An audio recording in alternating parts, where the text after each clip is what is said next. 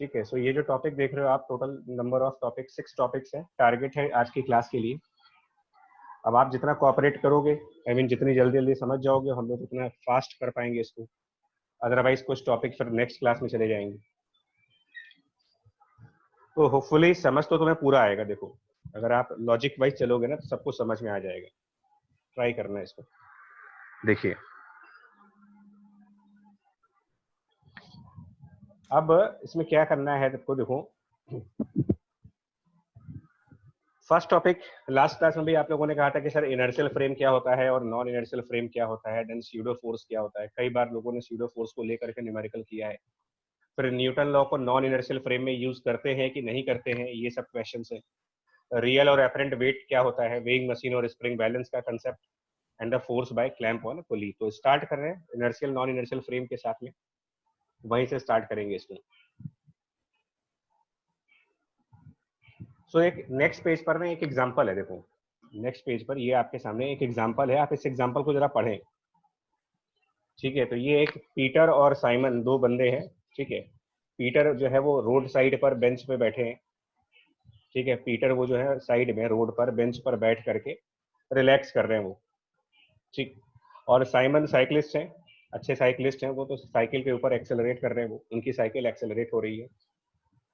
और ये कोई बच्चा है, बॉय, जो कि एक 5 किलोग्राम बॉक्स को पुश करता है, लेकिन उसको ये नहीं पता कि उसका फोर्स कितना है।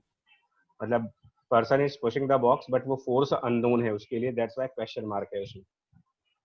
तो जैसे जैसे मैं कहूंगा वैसे वैसे आपको रीड करना है। लिखा सब कुछ है तो आप रीड वैसे करिएगा। First of all, the person, ये जो पर्सन है स्टैंडिंग रेस्ट पर, a person who is standing, who is at rest, उसको हम लोग अपना वर्ड यूज कर रहे हैं इनर्शियल फ्रेम। मतलब frame means someone who is observing the phenomena.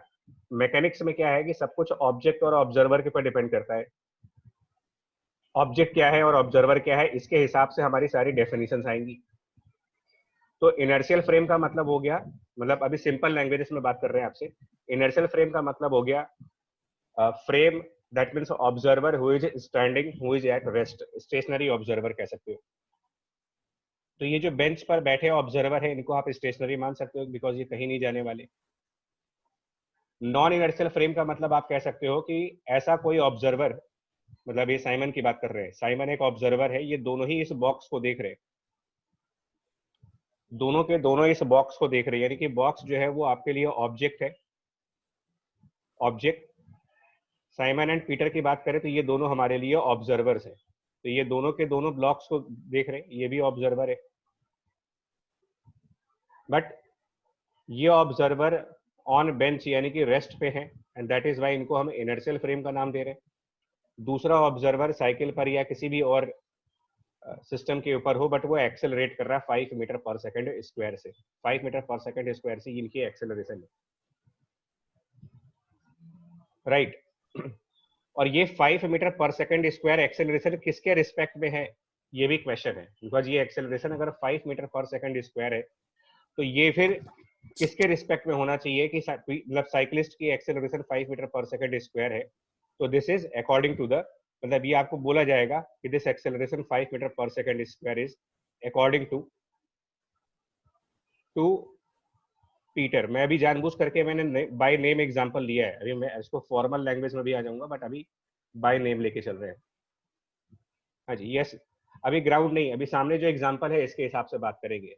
मतलब ये जो पीटर बेंच पर बैठे हैं, पीटर जो कि बेंच पर बैठा है, इसके हिसाब से, इस पीटर के अकॉर्डिंग बॉक्स जो है वो 2 मीटर पर सेकंड स्क्वायर की एक्सेलरेशन पर है, और उसी पीटर के according cyclist 5 metre per second square पर है। तो ये 5 मीटर पर सेकंड स्क्वायर और ये 2 मीटर पर सेकंड स्क्वायर, ये जो एक्सेलरेशन है ये ऑब्जर्व करी गई हैं बाय दिस पीटर, जिसको आप साइंटिफिकली कह सकते हो कि ये हमारा इनर्शियल फ्रेम होगा, frame of inertial frame of reference. अब ये दोनों ही साइंस के स्टूडेंट्स हैं, दोनों को फिजिक्स आती है, दोनों को न्यूटन लॉ आता है।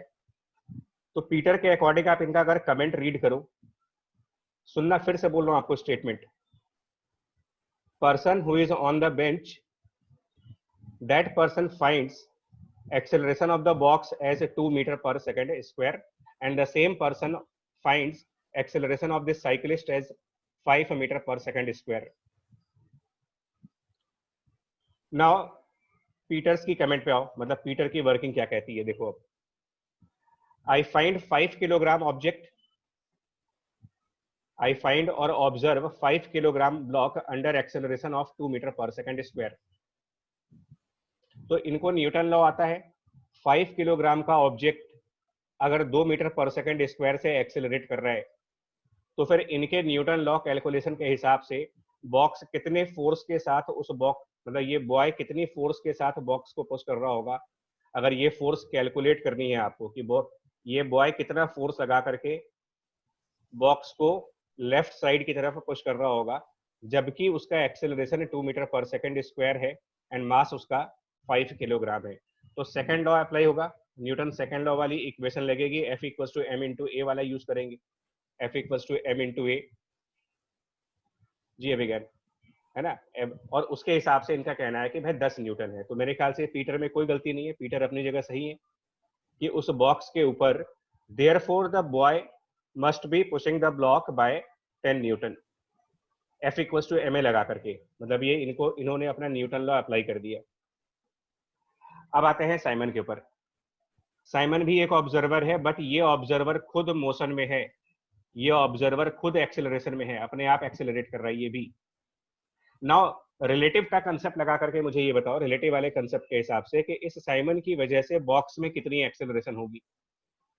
अगर बॉक्स की acceleration left side 2 metre per second square है, प्लस ये जो साइकिलिस्ट है वो खुद अपने आप में 5 मीटर पर सेकंड स्क्वायर से राइट साइड एक्सेलरेट कर रहा है, तो फिर इस साइकिलिस्ट के नजरिए से, मतलब इस साइकिलिस्ट की नजर में इस बॉक्स के पास कितना एक्सेलरेशन बोलोगे आप। साइकिलिस्ट की नजर में उस बॉक्स के पास acceleration, concept of relative acceleration लगाओ, तो वो आ गया 7 मीटर पर सेकंड स्क्वायर। तो अब इनका स्टेटमेंट सुनो, इनका स्टेटमेंट, ठीक है 7 आएगा, सभी लोग बोल रहे हो ना, ठीक है अब रहने दो। तो यही रिलेटिव एक्सेलरेशन हो गया। नो अब इनकी स्टेटमेंट को पढ़िए जरा, यहाँ पर इनकी स्टेटमेंट को पढ़ो, साइमन्स कमेंट। उनका कहना है कि I find 5 kilogram block under the acceleration of 7 metre per second square. मैं फिर बता दूं, ये acceleration 7 metre per second square इनको क्यों दिख रहा है, तो वो है रिलेटिव की वजह से। That means Simon finds that a 5 kilogram box is now moving with acceleration of 7 meter per second square, and therefore boy must be pushing the block by 35 newton, mass into acceleration. He finds 5 kilogram body under the acceleration of 7 meter per second square, 5 kilogram 7 meter per second square, mass into acceleration. ये कैसे हो सकता है, एक ही box एक ही boy, तो ये कैसे हो सकता है कि पीटर की वर्किंग के हिसाब से बॉय का फोर्स 10 न्यूटन है, मतलब इनकी वर्किंग के हिसाब से ये पर्सन 10 न्यूटन की फोर्स लगा रहा है, और इनकी वर्किंग के हिसाब से ये पर्सन 35 न्यूटन की फोर्स लगा रहा है। दैट मीन्स अब इन दोनों के बीच में लड़ाई हो गई, ठीक, इन दोनों के बीच में लड़ाई हो गई, पीटर और साइमन की आपस में लड़ाई हो गई। वो कह रहा है कि 35 न्यूटन है, पीटर कह रहा है नहीं नहीं भाई 10 न्यूटन। नाउ दोनों चले गए न्यूटन के पास कि चलो उन्हीं से पूछ लेते हैं, एंड वहां पे जाके वो कह रहे हैं कि sir we both are using your second law. Newton से बात चल रही इनकी, Peter Simon now in conversation with Newton, sir we both are using your second law and still our answers are not matching. तो please decide कर दो कि हम लोग गलत हैं या फिर आपका लॉ गलत है। बंदों का कॉन्फिडेंस देखो, न्यूटन से ये पूछ रहे हैं कि हम लोग गलत हैं कि तुम्हारा लॉ गलत है। समझ गए फेंकना, हाँ, मतलब इनका कॉन्फिडेंस लेवल तो देखो, एटीट्यूड देखो इनके अंदर, चैलेंज कर रहे हैं उसको। हाँ जी, अरे विनायक चलता है बच्चा। तो न्यूटन का रिप्लाई आया, ठीक, न्यूटन का रिप्लाई बड़ा प्यारा reply, Simon you are not eligible for my laws as you are not inertial frame. Newton ने क्लियर किया कि भाई आप न्यूटन मेरा लॉ क्यों लगा रहे हो, आप दोबारा जाओ और मेरा लॉ फिर से पढ़ करके आओ, मेरा लॉ तुम्हारे लिए है ही नहीं। जी शुभंकर, हाँ अब सुनना, अब यहाँ पर हंसी मजाक के अलावा सीरियस साइड पर आओ। Simon, you are not eligible for my laws as you are not inertial frame. यहां से एक पॉइंट क्लियर हो गया। इसका मतलब न्यूटन लॉ, सुन लो अब स्टेटमेंट, न्यूटन लॉ कौन सी फ्रेम में वैलिड है और कौन सी फ्रेम में इनवैलिड हो गए। वो न्यूटन लॉज, इस स्टेटमेंट को पढ़ करके आप मुझे बता सकते हो क्या कि वो कौन सी फ्रेम में वैलिड है? Are they valid in the inertial frame और they are valid in the non inertial frame? क्या कहते हो आप लोग, कौन सी फ्रेम में वैलिड माना जाए उसको? मैंने जानबूझ के स्टोरी राइटिंग लिखी है, स्टोरी राइटिंग जानबूझ करके इस तरह से लिखी है कि आप रिलेट कर पाओ उसे, है ना, बिकॉज लैपटॉप पर पढ़ाना है, लाइव लाइव पेपर पे पढ़ाते समय तो फिर भी ठीक लगता है, बट इसमें अजीब ही है थोड़ा सा, मेरे को भी समझ में नहीं आता, बट स्टिल लैंग्वेज वाइज आप समझ जाओगे। इसका मतलब न्यूटन ने खुद ये डिक्लेयर किया है, न्यूटन ने खुद डिक्लेयर किया है, किसी और ने नहीं, कि मेरे लॉ इनर्शियल फ्रेम में ही लगाए जाएं, नॉन इनर्शियल फ्रेम वाले लोग मेरे लॉ से दूर रहें। साफ साफ न्यूटन का अपना कहना है कि भाई जो इनर्शियल है तुम लगाओ मेरा लॉ, तुम्हारा आंसर सही है, नॉन इनर्शियल वाला उसको मैं अपना लॉ लगाने के लिए नहीं दे सकता, कभी इनवैलिड है वो। ठीक, अच्छी बात है। आगे की story. So Peter is eligible to use my law, he is correct. Now Simon started crying as he was not eligible to use Newton law. तो अब इनको रोता हुआ देख करके ना, न्यूटन बड़े बड़े बड़े दिल वाले आदमी थे एक्चुअल में, वो बहुत बड़े दिल वाले। शुभांकर जी, एक्चुअली फिजिक्स की जो टर्म्स हैं वो ऐसी ही हैं, बट अभी मैं बताता हूँ ऐसा क्यों नहीं बोलते, एक्सेलरेटेड नॉन एक्सेलरेटेड बताते हैं जी। नहीं help. Now Simon started crying as he was not eligible to use the Newton law. वो बहुत बड़ा फैन था उसका, हाँ, ओवर कॉन्फिडेंस ने डुबो दिया उसको ना। कोई बात नहीं, न्यूटन का सोल्यूशन भी तो है। Newton said, well Simon, if you include pseudo force in the free body diagram, you can use my laws based on your observation. अब सुनना स्टेटमेंट, स्टोरी भी चल रही है बट साइंस भी चल रही है आपकी, कि भाई अगर आप स्यूडो फोर्स इंक्लूड कर दो तो मैं आपको परमिट करता हूं अपना लॉ लगाने के लिए, then you can apply my law. ठीक, हाँ जी अनवर जी, ठीक है, ये हो गया। आयुष सहगल, देखो मैं क्या बोल रहा हूँ, अभी समझाते हैं, एक एक करके समझाते हैं, वेट कर लो, पहले आप ये समझ तो लो। आप स्टोरी वाइज चलना है, स्टेप बाय स्टेप चलोगे ना तो आपको पूरी बात क्रिस्टल क्लियर होती चली जाएगी कि कहना क्या चाहते हैं हम लोग। सो न्यूटन ने कहा कि well Simon, if you include pseudo force in the free body diagram of box, you can use my laws but based on your observation, not on someone else observation. बहुत क्लियर मैसेज है ये, एक important message चल रहा है यहां पर। if you include pseudo force in the free body diagram of box, then you can use Newton's law, but that should be based on your observation. और ऑब्जर्वेशन क्या है? साइमन की ऑब्जर्वेशन बॉक्स के बारे में क्या है कि वो 2 मीटर पर सेकंड स्क्वायर से एक्सेलरेट हो रहा है या 7 मीटर पर सेकंड स्क्वायर से एक्सेलरेट हो रहा है, क्या ऑब्जर्वेशन है उसका? क्योंकि देखो उसी बॉक्स को लेकर के पीटर की कुछ अलग ऑब्जर्वेशन है। उस पीटर का कहना है कि box 2 metre per second square है, साइमन कह रहा है नहीं 7 मीटर पर सेकंड स्क्वायर है। तो अगर स्यूडो फोर्स हम लगा भी लेते हैं, मान लो न्यूटन के हिसाब से, न्यूटन ने परमिशन दे दी कि स्यूडो फोर्स लगा लो, उसके बाद हम कौन सा एक्सेलरेशन चूज करेंगे, 7 मीटर पर सेकंड स्क्वायर का या फिर 2 मीटर पर सेकंड स्क्वायर का? ये इनका आंसर है कि आप अपनी ऑब्जर्वेशन के हिसाब से लॉ लगाइएगा, किसी पड़ोसी के ऑब्जर्वेशन से नहीं चलना तुमको। ठीक है, स्टेटमेंट समझ लो आप यहां पर, बेस्ड ऑन योर ऑब्जर्वेशन। लेकिन अब ये बात सुनते ही साइमन का ये कहना है कि सर पहले ये तो बता दो कि स्यूडो फोर्स क्या होता है, मैं तो आज तक इसके बारे में कभी सुना ही नहीं।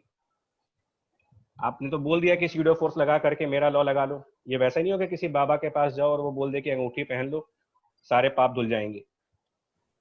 तो इन्होंने कहा कि भाई एक स्यूडो फोर्स लगाइए और काम पे चलिए, बट उनको यही नहीं मालूम कि स्यूडो फोर्स क्या होता है।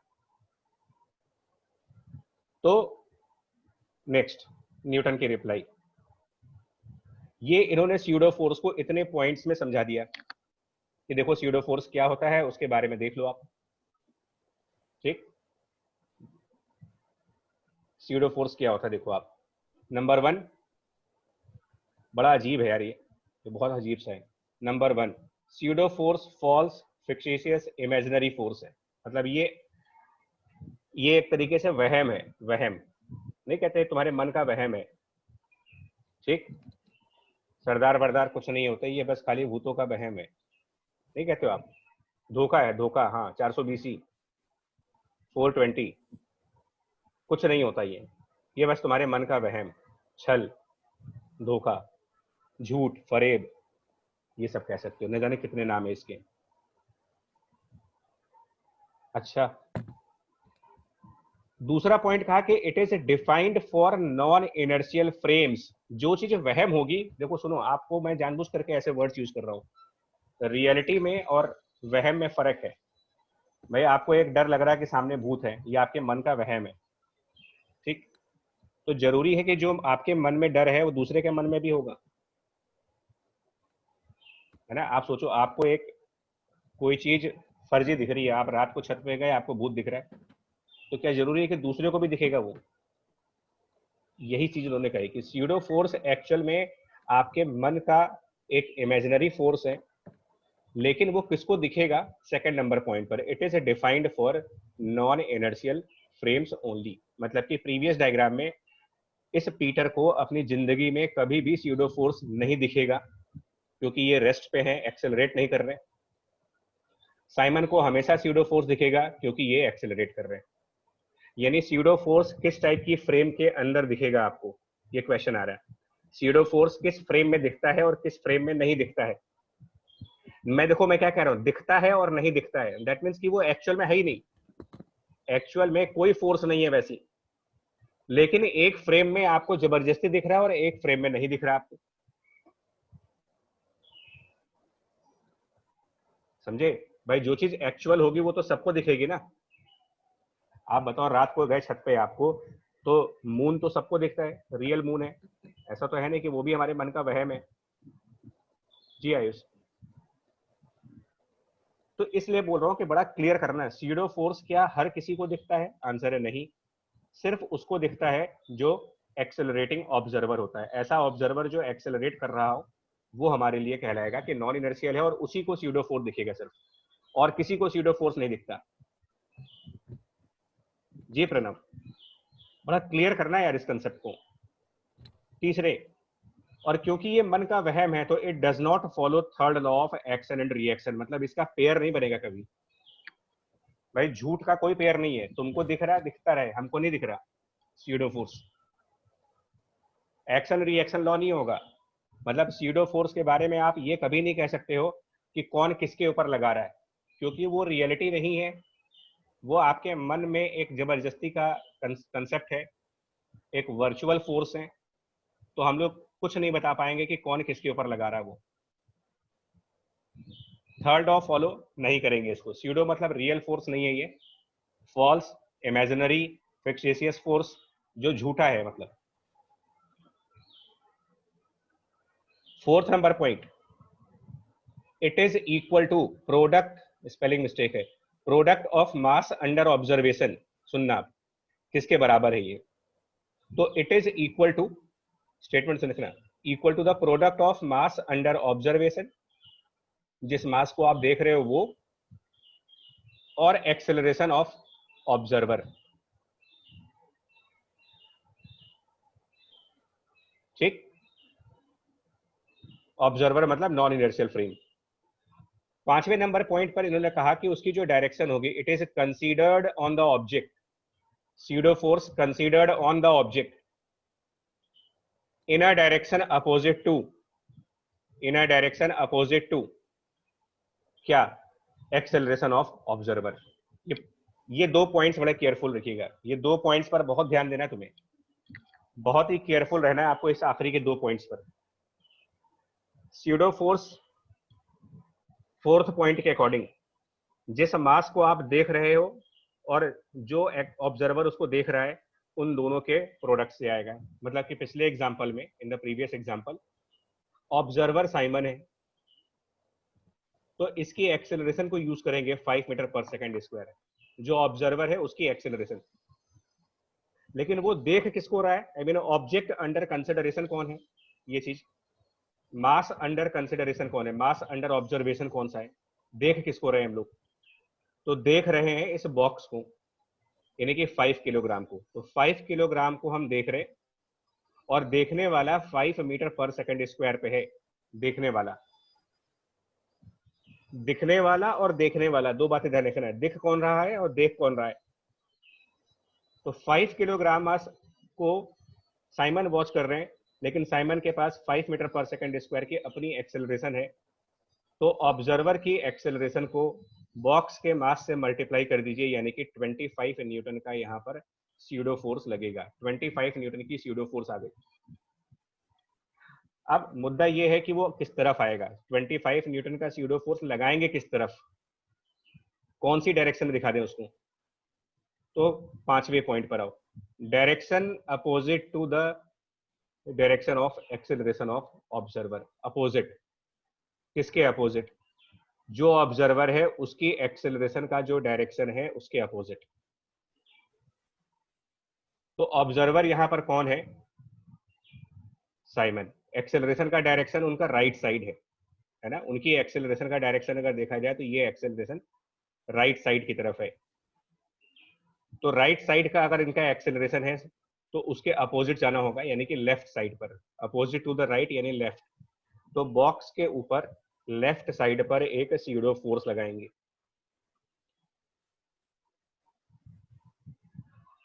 अच्छा, उसके बाद क्या करना होगा आपको, जब आप स्यूडो फोर्स कंसीडर कर चुके, after considering pseudo force, Newton law री रिटर्न है, री रिटर्न फिर से चेंज कर दीजिए। क्या चेंज करेंगे, देखो, रियल फोर्स और स्यूडो फोर्स। अब रियल फोर्स क्या होते हैं बता देते हैं आपको। रियल फोर्स इस एग्जांपल में, अगर आप इस पिछले एग्जांपल में जाओगे कि रियल फोर्स क्या है, तो रियल फोर्स है that push by the boy, वो रियल है, वो वहम नहीं है आपका। दोनों को वो पर्सन दिखेगा, दोनों को वो पर्सन बॉक्स को धक्का देता हुआ दिखेगा, तो वो रियल है। आप जाकर के बॉक्स को छू सकते हो, आप जाकर के पर्सन को छू सकते हो। और स्यूडो फोर्स क्या है, ये किसको दिख रहा है और किसको नहीं दिख रहा। तो स्यूडो फोर्स एक इमेजिनरी फोर्स है, वर्चुअल है, ये एक्चुअल में कुछ नहीं है यहाँ पर। तो जब आप रियल फोर्स और स्यूडो फोर्स दोनों को काउंट करेंगे, दोनों को काउंट करने के बाद इसको लिखोगे mass of object into acceleration of object with respect to non inertial frame.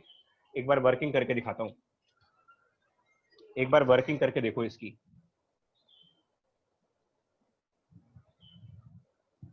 वापस आए उसी डायग्राम पर। साइमन को बात समझ में आ गई, इंटेलिजेंट है ये। साइमन एक बहुत अच्छा स्टूडेंट है, इंटेलिजेंट है और फिजिक्स उसको वैसे भी अच्छी लगती है। तो उसकी working after knowing the pseudo force, थोड़ा सा जल्दी में है इसलिए स्पेलिंग मिस्टेक्स कई सारी हैं। ठीक है, देखो वापस आइए पीटर के कमेंट पे। उनका कमेंट अभी भी है कि I find 5 kilogram block under the acceleration of 2 metre per second square and therefore boy must be pushing the blocks by 10 newton. इसमें कोई दिक्कत नहीं है, ये सही है।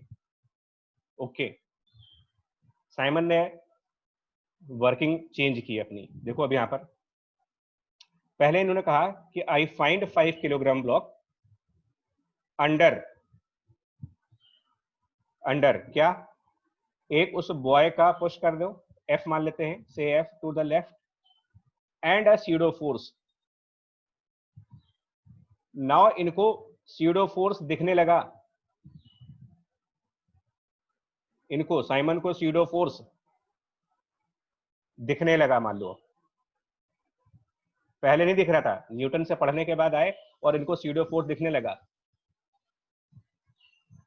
ये स्टेशनरी ऑब्जर्वर, इनको पूरी जिंदगी में कभी भी स्यूडो फोर्स नहीं दिखेगा।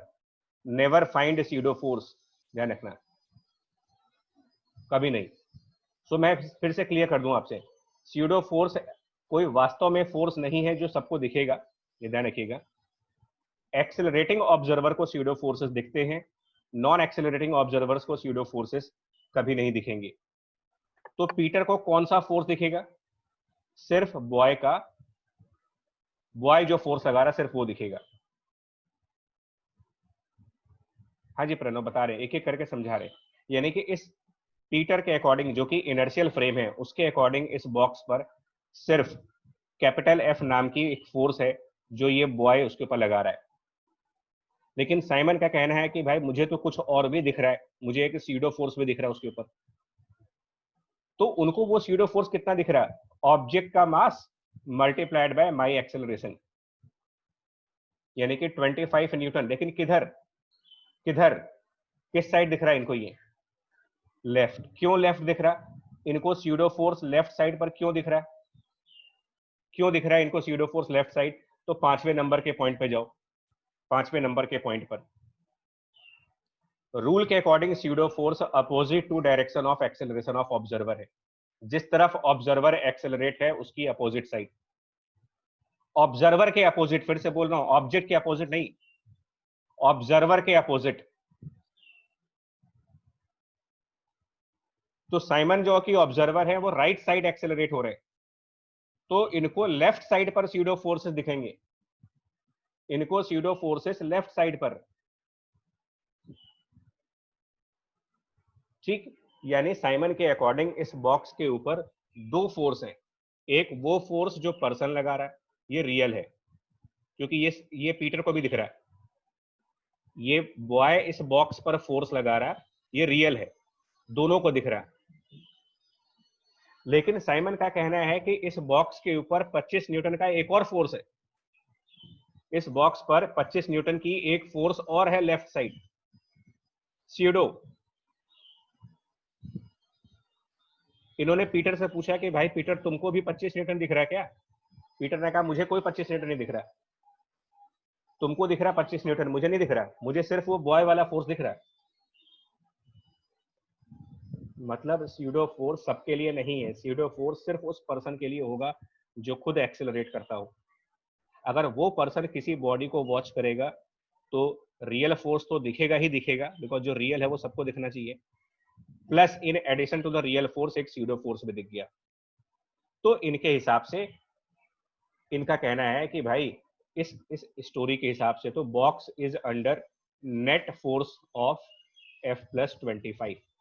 एफ बॉय की वजह से और 25 सीडो की वजह से, दोनों लेफ्ट साइड की तरफ हैं। तो इनके हिसाब से उस बॉक्स पर F+25 का फोर्स है। लेकिन पीछे न्यूटन ने इनको एक वर्किंग कहा था। न्यूटन ने कहा था कि भैया जब सीडो फोर्स आप इंक्लूड कर चुके तो आप मेरा लॉ यूज करें, लेकिन बेस्ड ऑन योर ऑब्जर्वेशन। तो इनकी ऑब्जर्वेशन क्या है? इनका क्या ऑब्जर्वेशन है? उस बॉक्स को लेकर के इनकी ऑब्जर्वेशन क्या है? वो 2 मीटर पर सेकंड स्क्वायर है या फिर 7 मीटर पर सेकंड स्क्वायर लेंगे उसको? अगर हम साइमन के पॉइंट ऑफ व्यू से बात करें कि इनकी ऑब्जर्वेशन क्या है, पहले डिस्कस हो चुका है। तो and he finds the acceleration of 7 metre per second square. तो अब उन्होंने कहा कि यार F+25 का फोर्स हो गया, F+25 इसमें फोर्स हो गया, 7 मीटर पर सेकंड स्क्वायर की एक्सेलरेशन हो गई और 5 किलोग्राम का मास हो गया। तो F इक्वल टू ma लगा दो। तो जो नेट फोर्स F+25 है, F+25 ये जो कि नेट फोर्स है, ये मास इंटू एक्सेलरेशन होना चाहिए, लेकिन एक्सेलरेशन 7 वाला लेंगे। तो इस वजह से इन्होंने कहा कि F+25 शुड बी 35, और इस कैलकुलेशन से इनका F कितना आ गया? 10 न्यूटन। ये वही साइमन है जो बिना सीडो फोर्स को कैलकुलेट किए हुए, देखो ये वही साइमन है जो बिना सीडो फोर्स कैलकुलेट किए हुए push by the block, push on the block जो है वो 35 कह रहे थे।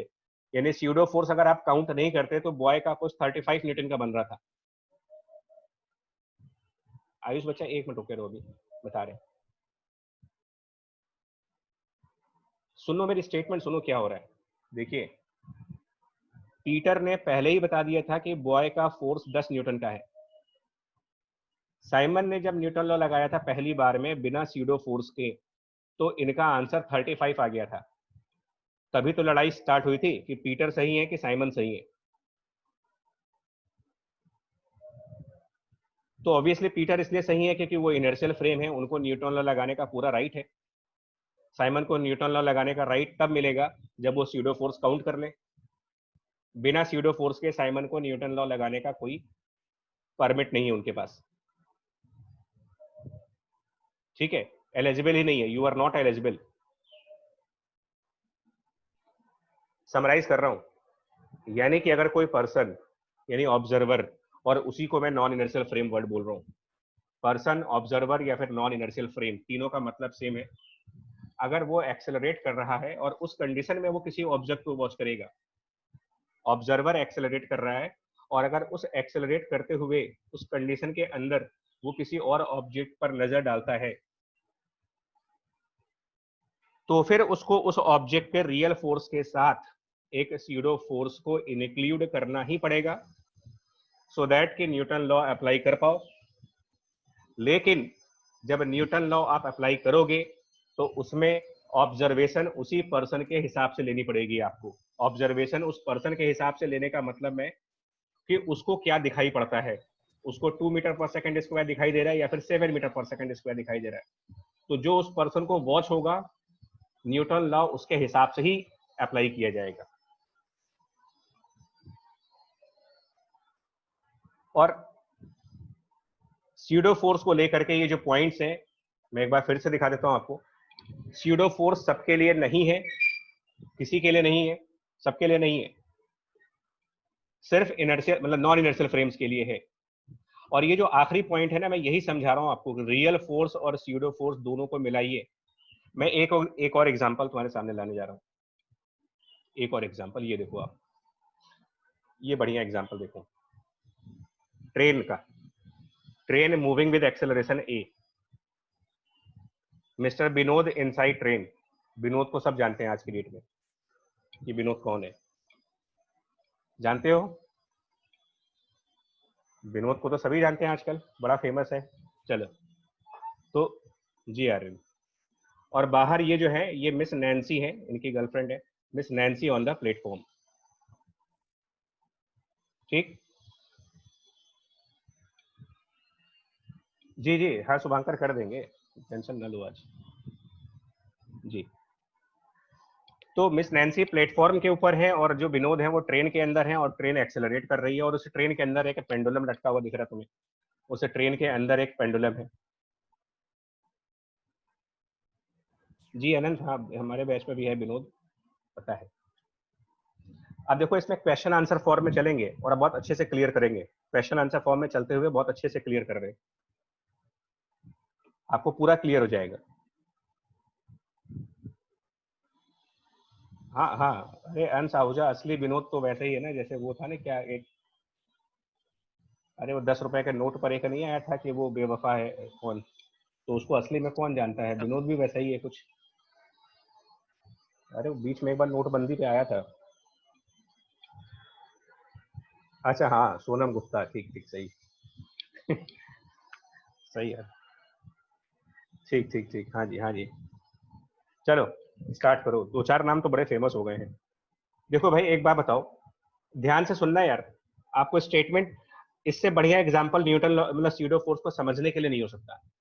तो अगर आप वाकई चाहते हो कि स्यूडो फोर्स आपके समझ आ जाए, तो इस रियल सिनेरियो को ट्राई करो। रियल सिनेरियो को, अंदर ना ये हुक्स हैं, ट्रेन के अंदर हुक्स होते हैं, सबको पता है। तो उसी हुक से एक पेंडुलम को हैंग किया है, और वो जो पेंडुलम मैंने यहाँ पर लटका रखा है, ठीक है, वो जो पेंडुलम यहाँ पर हैंग किया गया है, वो पेंडुलम वर्टिकल से कोई थीटा एंगल बना रहा है। ठीक है बच्चा लोग, ध्यान से सुनना है, डायग्राम एक्चुअली हो सकता है विजिबिलिटी थोड़ी सी कम हो जाए, पूरी कोशिश करेंगे। तो ये पेंडुलम यहाँ पर थीटा एंगल बन रहा है, ये अंदर वर्टिकल साइड से ये थीटा एंगल बन रहा है, वर्टिकल साइड से। अब फ्रेम चेक करो, नैन्सी प्लेटफॉर्म पर खड़ी है ना, ये प्लेटफॉर्म पर वेट कर रही है कि मेरा विनोद वापस आए और हम लोग मिलेंगे। ठीक, तो नैन्सी हो गई इनर्शियल फ्रेम, क्योंकि ये प्लेटफॉर्म पर स्टैंडिंग है, स्टेशनरी है। स्टेशनरी ऑब्जर्वर मतलब इनर्शियल फ्रेम। लेकिन वो जो भाई साहब हैं विनोद ट्रेन के अंदर, और ट्रेन एक्सेलरेट कर रही है, ट्रेन इज एक्सेलरेटिंग, तो विनोद भी एक्सेलरेट कर रहे हैं, और विनोद अगर एक्सेलरेट कर रहे हैं तो फिर वो नॉन इनर्शियल फ्रेम माने जाएंगे। और ये जो पेंडुलम बॉब है ये ट्रेन के अंदर रेस्ट पे है। Inside train it is at rest, inside लटका हुआ है एक पोजीशन पे, एक ही पोजीशन पे लटका हुआ है। तो चलिए अब इसको क्वेश्चन आंसर फॉर्म में आओ। इधर से पहले द लेफ्ट साइड देखिएगा, Nancy to Vinod, what forces do you find on the bob? क्या कहेंगे विनोद भैया? विनोद भैया का आंसर बताओ, बताओ भाई, विनोद भैया आंसर बताएं। टेंशन, ग्रेविटी एंड हाँ सूडो फोर्स। बाकी सब लोग भी बताएंगे, बाकी लोग। विनोद भैया का आंसर बताओ। नैन्सी पूछ रही है कि विनोद तुमको कौन कौन से फोर्स दिख रहे हैं? सर वो तो आंसर में भी विनोद ही बोल देंगे। नहीं सुनो तो सीरियस, वो कहेगा देखो भाई ग्रेविटी, ग्रेविटी टेंशन। भाई देखो ग्रेविटी तो रहेगी ना, ग्रेविटी तो रियल है कि वो मेरे मन का वहम है? ये बताओ पहले, ग्रेविटी रियल है कि मेरे मन का वहम है? रियल है सर। रियल है ना। तो फिर ये कहेंगे कि यार ग्रेविटी, हाँ जी, तो ये कहेंगे ग्रेविटी की फोर्स नीचे लगेगी, ठीक, mg हो गया। ये कहेंगे जिस स्ट्रिंग से पेंडुलम लटका हुआ है उसके अंदर टेंशन भी होगा। लेकिन इनको ना एक और फोर्स दिख जाएगा, एक वर्चुअल फोर्स भी दिखेगा इनको, क्योंकि विनोद जो है वो नॉन इनर्शियल फ्रेम है, तो स्यूडो फोर्स इनको लगाना ही पड़ेगा, अदरवाइज ये न्यूटन लॉ नहीं लगा सकते। तो किधर की तरफ स्यूडो फोर्स लगाएंगे ये? विनोद भैया किस तरफ स्यूडो फोर्स लगाएंगे? Left opposite direction. लेफ्ट। तो हाँ, विनोद जिस तरफ एक्सेलरेट, जी, तो विनोद राइट साइड है, एरो देखो ट्रेन की ग्रीन पट्टी के ऊपर, एरो देखो लेफ्ट साइड पे स्यूडो फोर्स। स्यूडो फोर्स लगाओ, आप यहाँ पर स्यूडो फोर्स लगाओ। ये इसका फ्री बॉडी डायग्राम हो गया। तो मैं लिखता हूँ इसमें, यानी कि डाउनवर्ड डायरेक्शन में mg,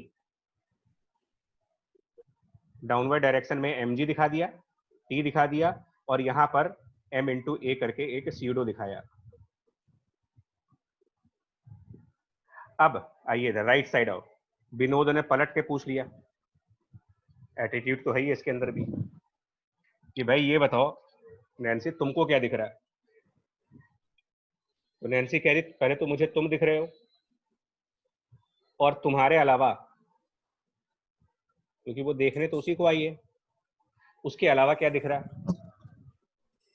उसके अलावा कह रही कि भाई मुझे तो उस पेंडुलम बॉब के ऊपर एक ग्रेविटी की फोर्स दिख रही और एक टेंशन फोर्स दिख रही है। ठीक, तो विनोद ने पूछा तुमको स्यूडो फोर्स नहीं दिख रहा है? तो कह रही कि हट, तुम्हारे मन का वहम है वो, खाली कोई स्यूडो नहीं है, फालतू बकवास ना करो। बात आ रही समझ में आपको? Yes sir. मैं इसीलिए जानबूझ के ये एग्जांपल लिया है ताकि आप कंपेयर कर पाओ कि स्यूडो फोर्स वास्तविकता नहीं है, सच नहीं है, ट्रुथ नहीं है वो, और झूठ समझाने में बहुत टाइम लगता है। चलिए, तो ये हो गए दोनों के फ्री बॉडी। तो विनोद भैया को एक फोर्स ज्यादा दिख रहा है, लेकिन अब विनोद भैया को लाइसेंस मिल चुका है कि तुम न्यूटन लॉ लगा सकते हो, इनको न्यूटन लॉ का लाइसेंस मिल गया। आगे आते हैं। नैन्सी ने विनोद से कहा कि तुमको क्या लगता है कि बॉब रेस्ट पे है? ये उस पॉइंट की तरफ आ रहा हूं मैं, जानते हो, उस पॉइंट की तरफ, ये कि न्यूटन लॉ यूज करना बट अपनी ऑब्जर्वेशन के हिसाब से, किसी और की ऑब्जर्वेशन के हिसाब से नहीं। तो मैं उस ऑब्जर्वेशन की तरफ आ रहा हूं। चलो, do you find the Bob at rest और इन यूनिफॉर्म मोशन और एक्सेलरेशन? क्या आंसर देंगे बॉब? विनोद क्या आंसर देंगे कि उनको बॉब क्या दिखता है? रेस्ट पर जी, तो ये हाँ, तो ये इनकी ऑब्जर्वेशन हो गई, विनोद की ऑब्जर्वेशन हो गई। तो ये न्यूटन लॉ अपनी ऑब्जर्वेशन के हिसाब से लगाएंगे। कौन सा न्यूटन लॉ लगाएं? इनको तो रेस्ट पे दिख रहा सब, तो रेस्ट पे जब कोई बॉडी दिखती है तो हम न्यूटन का फर्स्ट लॉ अप्लाई करेंगे या सेकंड लॉ अप्लाई करेंगे? First law. जी, तो ये फर्स्ट लॉ अप्लाई कर देंगे, जिसमें ये कहा जाता है कि फोर्सेस को बैलेंस कर दो। फर्स्ट लॉ में बेसिकली बैलेंसिंग ऑफ फोर्स कहा गया है। तो ये अपना फोर्स बैलेंस करने में लग जाएंगे। तो कैसे बैलेंस करेंगे? ये बैलेंसिंग ऑफ फोर्स करेंगे कैसे? किसको किससे बैलेंस कर देंगे? तो बैलेंसिंग करने से पहले ये इस टेंशन फोर्स को डीकंपोज करेंगे, यानी कि रिजॉल्व करेंगे। तो ये क्या करेंगे, टेंशन फोर्स को रिजॉल्व कर लेंगे। मैं रिजोल्यूशन नहीं कर रहा, ये आपके ऊपर छोड़ूंगा। टेंशन का जो वर्टिकल कंपोनेंट है, जो ऊपर की तरफ, टेंशन का वर्टिकल कंपोनेंट यानी कि ऊपर की साइड जो कंपोनेंट है वो है T cos थीटा बराबर mg, और टेंशन का एक राइट साइड कंपोनेंट आएगा T sin थीटा, और वो किसके बराबर, pseudo force. सीडो। समझ आ रहा है चीज? Yes sir. अब इन दोनों को डिवाइड कर देना, विनोद भैया कहानी खत्म।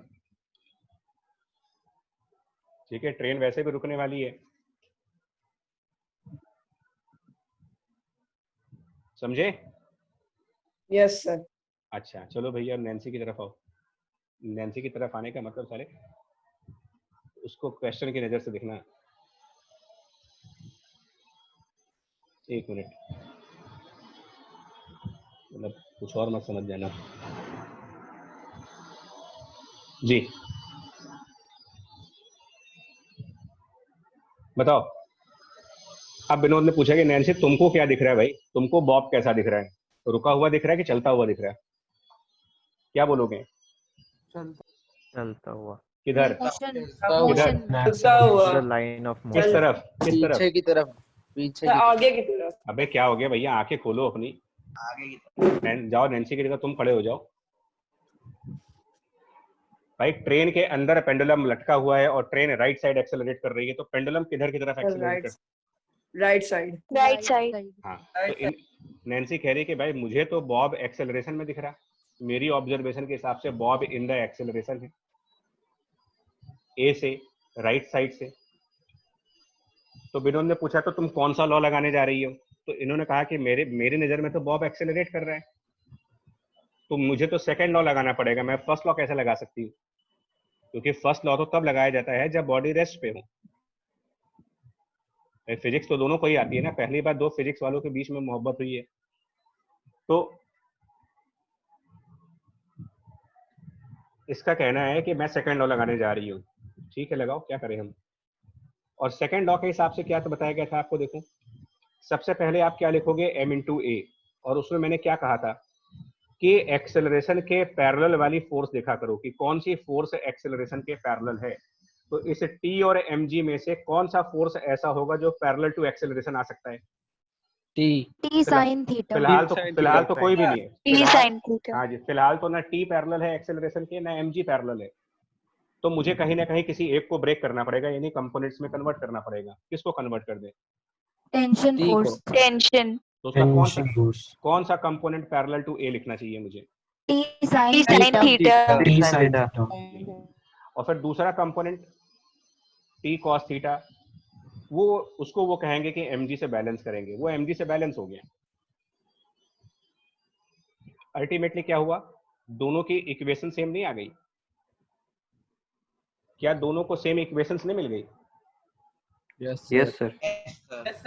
तो दोनों को तो फिजिक्स तो यही है ना यार। फिजिक्स का लॉ अगर नैन्सी और विनोद के लिए अलग अलग हो जाए तो काहे की फिजिक्स? अगर पर्सन टू पर्सन लॉज बदलने लगे तो ऐसे लॉ का क्या फायदा? बेसिकली फिजिक्स में लॉ उसी चीज को कहा जाता है जो दुनिया में सबके लिए काम करे और एक जैसा ही काम करे। जो चीज आपके लिए अलग तरीके से काम कर रही है और मेरे लिए अलग तरीके से काम कर रही है, वो फिजिक्स में लॉ नहीं हो सकता कभी। और आप न्यूटन लॉ पढ़ रहे हैं इस टाइम पर। यही डिफरेंस है काइनेमेटिक्स से और न्यूटन लॉ के बीच में। काइनेमेटिक्स में हम लोगों ने फिजिक्स का कोई भी लॉ इंट्रोड्यूस नहीं किया था, वो सिर्फ प्योर मैथ थी, मैथमेटिक्स पढ़ते चले जा रहे थे आप। एक्चुअल में जो लॉज इंट्रोड्यूस हुए हैं वो यहाँ से स्टार्ट हो रहे हैं, न्यूटन लॉ से। और न्यूटन ने पूरी दुनिया को यही समझाने की कोशिश करी कि मेरा लॉ किसी भी हालात में आप लगा लो, आपके आंसर अलग नहीं आ सकते। लेकिन अगर आप नॉन इनर्शियल हैं तो आप स्यूडो फोर्स को लेना ना भूलें, और साथ में अपनी अपनी ऑब्जर्वेशन के हिसाब से चलिए, अपनी नजर के हिसाब से काम करना है, दूसरे की नजर से नहीं काम करना है। मतलब विनोद की नजर के हिसाब से देखा जाए तो बॉब रेस्ट पे है, तो रेस्ट वाला लॉ लगाओ। नैन्सी की नजर के हिसाब से वो बॉब एक्सेलरेट कर रहा है, तो एक्सेलरेशन वाला लॉ लगाओ, यानी कि सेकंड लॉ अप्लाई करो। लेकिन रिजल्ट आपको एक ही मिलेगा, अल्टीमेटली रिजल्ट एक ही मिलेगा। और मैंने इसीलिए डे 1 से आपसे ये कहा है कि क्वेश्चन को बिना स्यूडो फोर्स के भी किया जा सकता है। मैंने डे 1 से आपसे ये बात कही है। कई लोग पीछे के न्यूमेरिकल्स में मुझसे स्यूडो फोर्स कह रहे थे कि सर स्यूडो फोर्स लगा दो। मैं आपसे उस समय भी कह रहा था कि स्यूडो फोर्स कोई ऐसा नहीं है कि नहीं लगाओगे तो काम नहीं चलेगा। अरे विनोद को गोली मारो, नैन्सी की नजर से सब कुछ करो।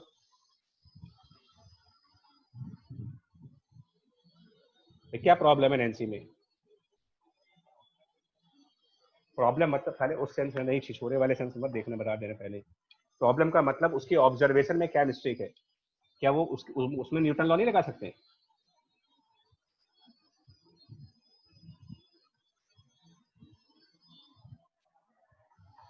हाँ समझ रहे हैं, तुम्हारे बैच में जितने लड़के हैं साले इनका मन मचल रहा है इस समय, है ना, कि देखने में भी अच्छी है।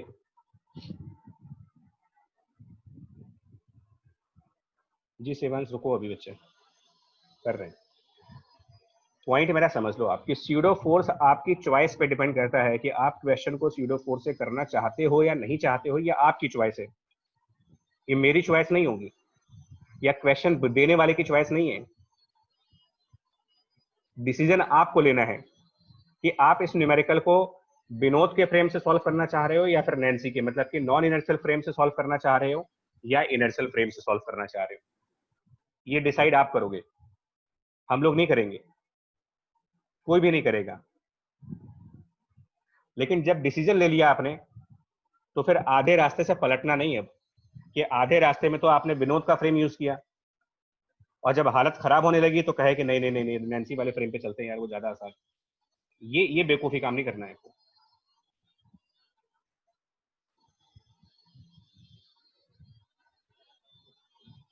ठीक है, स्यूडो फोर्स समझ में आ गया आपको यहां तक?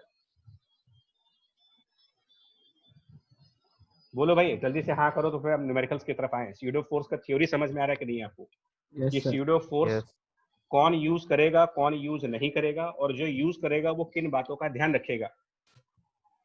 आप स्यूडो फोर्स यूज करने के बाद आपको ध्यान रखना है अपना कि अब आप अपनी नजर के हिसाब से सॉल्व करेंगे। अपनी नजर के हिसाब से अगर आपको बॉडी रेस्ट पे दिखती है तो आप फर्स्ट लॉ लगाइए, और अगर आपको बॉडी एक्सेलरेट करती हुई दिखती है तो आप सेकंड लॉ लगा दीजिए।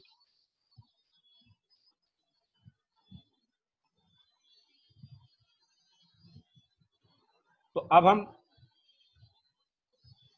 एक क्वेश्चन की तरफ आते हैं। अब ये ब्लैंक पेज है, अब इस ब्लैंक पेज पर आपको मैं एक क्वेश्चन दूंगा, ठीक है, और अब आप सॉल्व करके बताएंगे इसको। मैं फिर बोल रहा हूं, न्यूमेरिकल में कभी नहीं कहा जाएगा कि फ्रेम कौन सा लेना है, आपको कभी नहीं बताया जाएगा। ये आप डिसीजन आप लें कि फ्रेम कौन सा लेंगे आप, क्योंकि आप लोग की उम्मीदें बहुत बढ़ जाती हैं। आप लोग की जो उम्मीदें हैं ना वो बहुत बढ़ जाती हैं कि यार मुझे फ्रेम भी बता दो, और कुछ लोग की तो उम्मीदें ऐसी हैं कि मुझे क्वेश्चन भी सॉल्व करके दे दो। मैं तो खाली बस आंसर लिखने के लिए पैदा हुआ हूं या पैदा हुई हूं। हाँ देव, उम्मीद पर दुनिया कायम है, लेकिन ऐसी भी उम्मीद ना करो कि दुनिया ही तुमसे उम्मीद लगाना छोड़ दे कि साला ये बेकार आदमी है, इसको दुनिया से हटाओ। चलिए, तो ये बताओ, यहाँ पर थीटा एंगल का एक वेज है। अब ध्यान से सुनना, राशि गुप्ता जी बच्चा ध्यान सुनना, और ये अनुषा शुक्ला वगैरह जो है ना, क्योंकि आप लोगों ने एक डाउट भेजा था, मैं आपके डाउट को भी क्लियर करूंगा इसमें। तो ये मास m है और ये वेज है, ठीक, एक मास m है और ये वेज है, ठीक है। अब इस क्वेश्चन में ये जो वेज है वो एक्सेलरेट कर रहा है, वेज एक्सेलरेट कर रहा है। तो एक्सेलरेशन ऑफ वेज इस क्वेश्चन में दे रखा है आपको a, ये गिवन है। अब आप, और ये भी गिवन है, ये भी साथ में दे रखा है, गिवन है कि स्मॉल m, ये क्वेश्चन मैं पहले भी कर चुका हूं, small m does not slide on wedge, it does not slide on veg.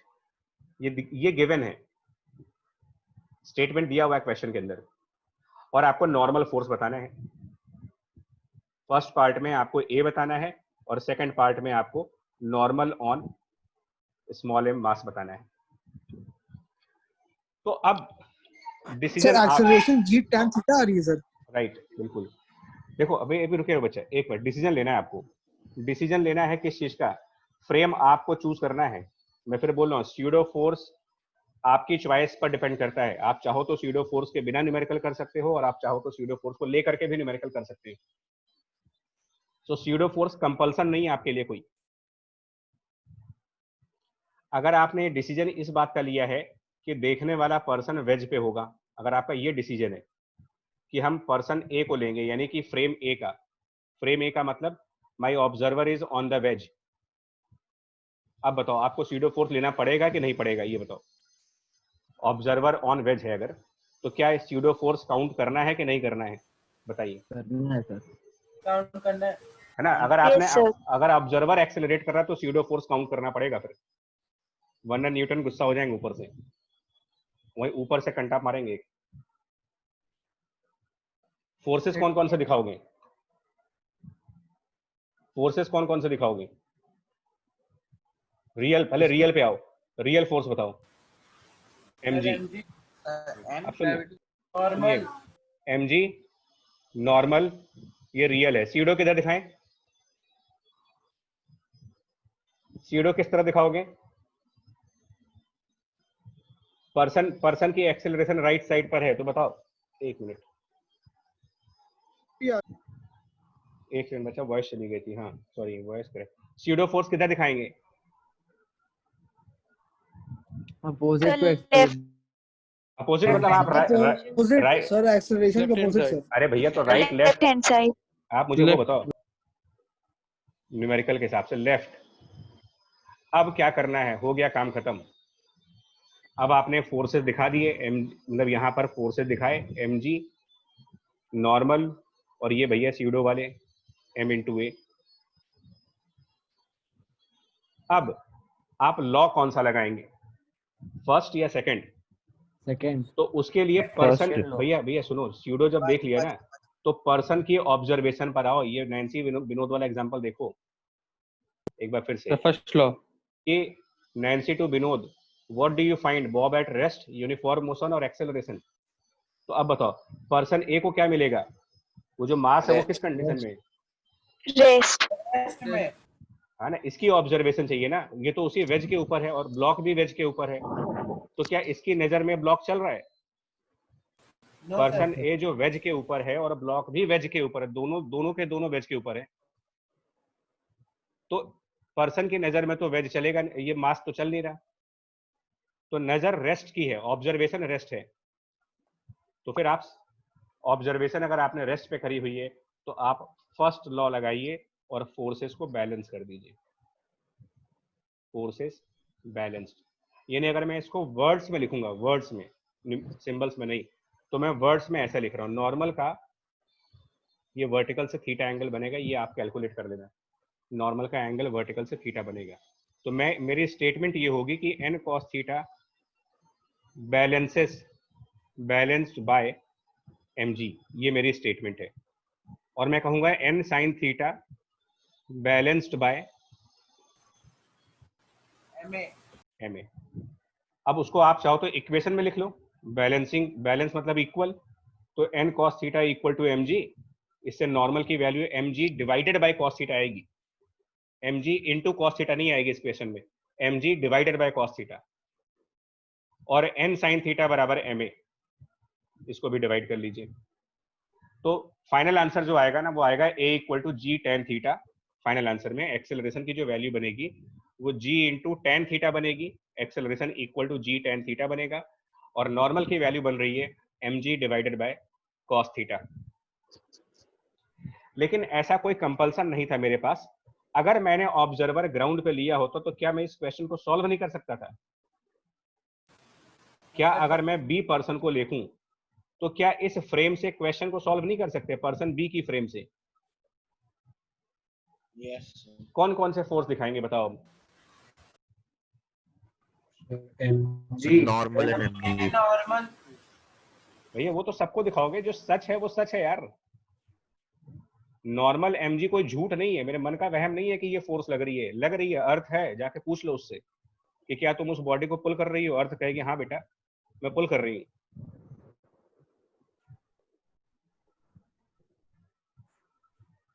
लेकिन इनको स्यूडो नहीं दिखेगा, ध्यान देना, इनकी नजर में कोई स्यूडो नहीं है, लेकिन इनकी नजर में मास m किस कंडीशन में है, किस हालात में है वो?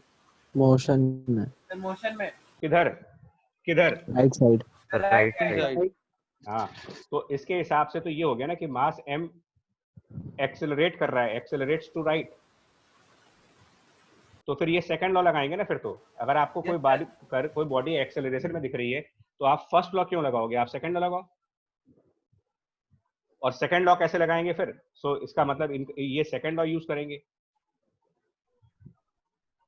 उसमें सबसे पहले राइट साइड एक्सेलरेशन है, तो आपने m इंटू ए करा और एक्सेलरेशन राइट साइड पे है, तो लेफ्ट साइड पर फोर्स राइट साइड वाली लिख दो कि राइट साइड में कौन सी फोर्स है इसमें से, क्योंकि एक्सेलरेशन n sin थीटा। हाँ, तो राइट साइड वाली फोर्स n का कंपोनेंट है। Yes sir. यानी इनको अगर मैं वर्ड्स में लिखूंगा ना, वर्ड्स में, तो मैं यहां पर ये कह सकता हूं कि mass m is accelerating due to n sin theta. Statement अगर वर्ड्स में लिखना चाहूं मैं कि n sin थीटा की वजह से ये एक्सेलरेट हो रहा है, और यहां पर मेरा स्टेटमेंट था कि n sin थीटा ma को बैलेंस कर रहा है। खाली वर्ड्स का फर्क आएगा, इक्वेशंस का फर्क नहीं आएगा कभी। मतलब बात को कहने का तरीका बदल जाएगा आपका, लेकिन आपकी बात वही निकल करके आएगी। और n cos थीटा बराबर mg। तो ऐसा नहीं है कि आपकी इक्वेशंस अलग अलग आ जाएंगी स्यूडो फोर्स को लेने से और ना लेने से। आप स्यूडो फोर्स लें चाहे ना लें, सिर्फ वर्ड मीनिंग बदल जाएगी, कहने का तरीका बदल जाएगा, आंसर एज इट इज आएगा आपका। तो अब आपको डिसाइड करना है, मतलब ये तुमको, स्टूडेंट्स कोई बात कर रहा हूँ, मुझे नहीं कह रहा हूँ, मुझे तो बहुत क्लियर है कि मैं दोनों तरीके से कर सकता हूँ। ये तुमको सोचना है कि कौन सा मेथड ज्यादा कंफर्टेबल लग रहा तुम्हें। क्या स्यूडो फोर्स को इंक्लूड करने के बाद ज्यादा कंफर्टेबल हो आप, या फिर स्यूडो फोर्स के बिना ज्यादा कंफर्टेबल हो? ये डिसीजन आपको लेना है।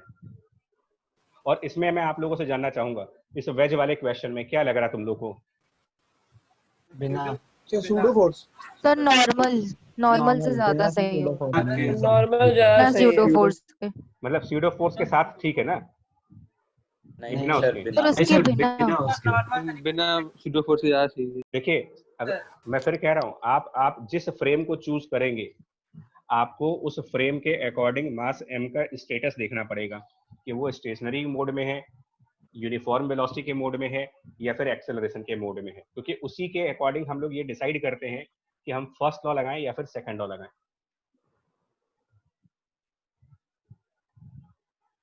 और तो ये वेज वाली प्रॉब्लम कराई आपको। अब एक प्रॉब्लम ये देखो आप, ठीक है, एक प्रॉब्लम मैं आपको ये वाली कराता हूँ, बॉक्स इनसाइड लेफ्ट वाली। इसमें HCV का 14th क्वेश्चन भी है। HCV का 14th क्वेश्चन, मैंने किसी बच्चे ने डाउट पूछा था कि बॉक्स इनसाइड लेफ्ट का करा दो सर। तो देखो भाई, कर लो आप। बॉक्स इनसाइड लेफ्ट में क्या बड़ी, ऐसी कौन सी बड़ी बात है? जब आपने कंसेप्ट पकड़ लिया, ठीक, भाभी जी की तरह, तो कंसेप्ट पकड़ने के बाद अब आपको दिक्कत नहीं होनी चाहिए, अगर आपको लॉजिक क्लियर है तो पहले आप 2-3 मैं एग्जांपल दे रहा हूँ, देखना। सबसे पहले एक मास m को स्ट्रिंग से लटका दिया गया, फांसी दे दी गई उसको, ठीक। तो ये RIP वाला केस हो गया, एक मास जो है वो लटक गया।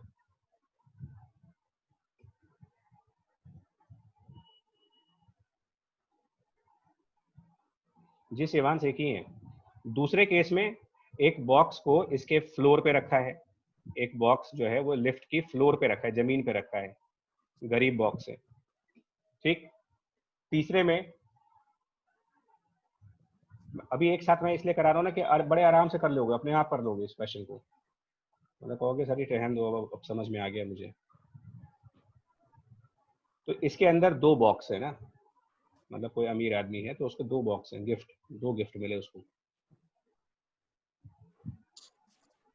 ठीक। ऐसे करके 2 बॉक्स है। HCV का 14th क्वेश्चन कुछ ऐसा ही है, HCV का 14th क्वेश्चन। और एक लास्ट एग्जांपल मैं और लूंगा, सो दैट कि आप एक साथ इन सबको रिलेट कर लेना, ठीक है। इस क्वेश्चन में लेकिन थोड़ी कहानी अलग है, आखिरी वाले क्वेश्चन में कहानी अलग है। आखिरी वाले क्वेश्चन में क्या है, यहाँ पर वो हमारी जो फेमस पुली वाले क्वेश्चंस, ठीक है, एक पुली है और उस पुली के बाद हमने यहाँ पर ब्लॉक वगैरह लटका दिए इसके अंदर, कि चलो लटको, तो चलो जी, अब आप के आंसर्स बताने हैं आपको इन क्वेश्चंस में, और आप बहुत क्लियरली समझ जाओगे, मैं फिर बोल रहा हूँ, ऐसी दिक्कत नहीं होगी। तो थोड़ा सा रफ एंड डायग्राम है। फर्स्ट केस में आपसे कहा जा रहा है कि जो लिफ्ट है उसकी अपवर्ड एक्सेलरेशन है इसमें ए की, और ये जो मास लटक रहा है यहाँ पर, ठीक, ये m मास का है, तो यहाँ पर टेंशन फोर्स कितनी होगी, ये क्वेश्चन है। बहुत स्ट्रेट फॉरवर्ड सिंपल सा क्वेश्चन है मेरा। दूसरे में भी यही है, एक मास यहाँ पर रखा है, this lift is accelerating up, इसका एक्सेलरेशन मान लो ऊपर की तरफ है, और क्वेश्चन है कि नॉर्मल रिएक्शन फोर्स कितना होगा यहाँ पर। सेम क्वेश्चन थर्ड वाले में है, एक्सेलरेटिंग अप, और इसमें ये दो मासेस हैं m1 m2 के, तो ये एक दूसरे पर कितना नॉर्मल लगा रहे वो क्वेश्चन है, ठीक है ना। इसमें नॉर्मल बताने हैं आपको कि जो ये फ्लोर है ये कितना नॉर्मल लगाएगा, और m1 m2 आपस में कितना नॉर्मल लगाएंगे, और इसके अंदर भी अपवर्ड एक्सेलरेशन है। एक्सेलरेशन का डायरेक्शन चेंज कर सकते हो, ऐसा नहीं है कि जिंदगी में हमेशा लिफ्ट ऊपर जाएगी, नीचे भी आएगी कभी। और ये मासेस जो हैं वो m1 m2 है, इसमें एक तरफ आपका m1 मास लटक रहा है और एक तरफ m2 मास है, और m2 is more than m1। तो लास्ट वाले क्वेश्चन में ये पूछा है, find acceleration of mass m2 with respect to lift, ये क्वेश्चन है। और इसका सेकंड क्वेश्चन है, second, find acceleration of m2 and m1 दोनों ही विथ रिस्पेक्ट टू ग्राउंड। चलिए ध्यान से सुनते हैं क्वेश्चन को और समझते हैं, एक एक करके चलते हैं। फर्स्ट फिगर में है ना, फर्स्ट फिगर में ये नंबर 1, नंबर 2, नंबर 3 फ्रेम आप डिसाइड कर लो। चॉइस हमारी है, पहली बार आपको चॉइस दी जा रही है, वरना फिजिक्स में चॉइसेस मिलती नहीं है जल्दी। पहली बार आपको इस बात की चॉइस दी जा रही है कि आप अपना ऑब्जर्वर डिसाइड कर लो कि जमीन पे रखना है कि लिफ्ट के अंदर रखना है। मतलब ये देखो, अब देखो ये आपका डिसीजन है ना, मेरा नहीं है। मतलब क्लास में अगर इतने लोग हैं तो सबका अपना अपना डिसीजन है। कोई, किसी को जमीन पे रहना पसंद है, किसी को आसमान में उड़ना पसंद है, तो भाई वो तो अपनी अपनी चॉइसेस हैं। तो सबकी चॉइस एक नहीं हो सकती, इसीलिए मैं बोल रहा हूँ कि सोल्यूशन सबके मैच नहीं कर पाएंगे, हो सकता है मैच ना करे। तो क्योंकि मैं तो स्यूडो फोर्स आपको पढ़ा रहा हूँ, तो मैं स्यूडो फोर्स पढ़ा रहा हूँ, तो मैं तो आपको जानबूझ करके, प्रियांश थर्ड केस में नॉर्मल निकालना है, नॉर्मल थर्ड केस में भी नॉर्मल निकालना है, इसमें भी नॉर्मल। तो मैं तो आपको ना इन क्वेश्चंस को लिफ्ट के अंदर जाकर के ही सॉल्व करके दिखाऊंगा, लिफ्ट के अंदर से, क्योंकि मैं तो स्यूडो फोर्स पढ़ा रहा हूं तुम्हें।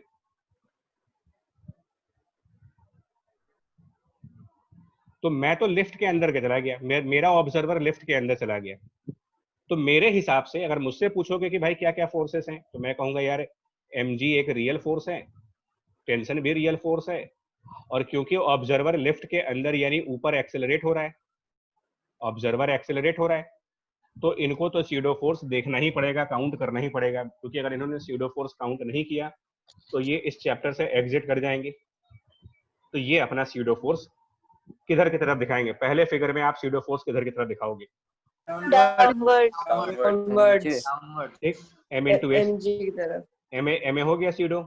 और अब इनको क्या लग रहा है कि वो मास चल रहा है क्या, या रेस्ट पे है, क्या लगेगा रेस्ट इनको? पे, रेस्ट पे।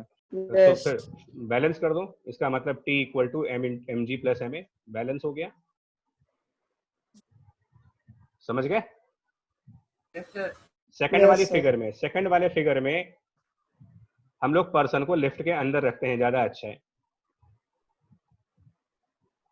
तो नॉर्मल ऊपर, mg नीचे, और इनको भी स्यूडो दिखाना पड़ेगा,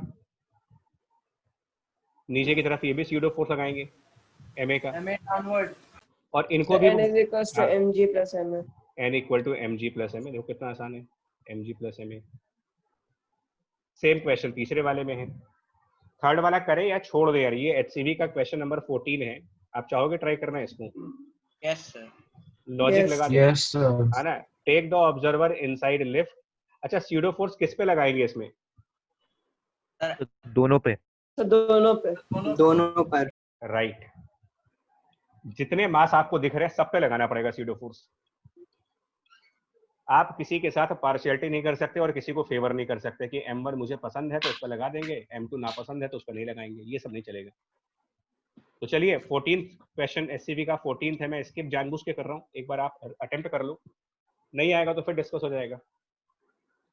और लास्ट वाले में हमें एक्सेलरेशंस निकालनी है। शुभंकर एक मिनट बच्चे देखो, अब मेरी बात समझो, यहाँ के फर्स्ट पार्ट में क्या चॉइस है मेरे पास ऑब्जर्वर की? No sir. इस बात को ध्यान रखना। पहले 3 एग्जांपल में आपके पास चॉइस थी ऑब्जर्वर को लेने की, लेकिन फर्स्ट क्वेश्चन में डायरेक्ट अगर आप क्वेश्चन को रीड करो तो चॉइस तो है, लेकिन इन्होंने पूछा क्या है, M2 की acceleration with respect to lift, यानी कि ऑब्जर्वर कहां पर है इस क्वेश्चन के लैंग्वेज के हिसाब से, ऑब्जर्वर कहां पर है?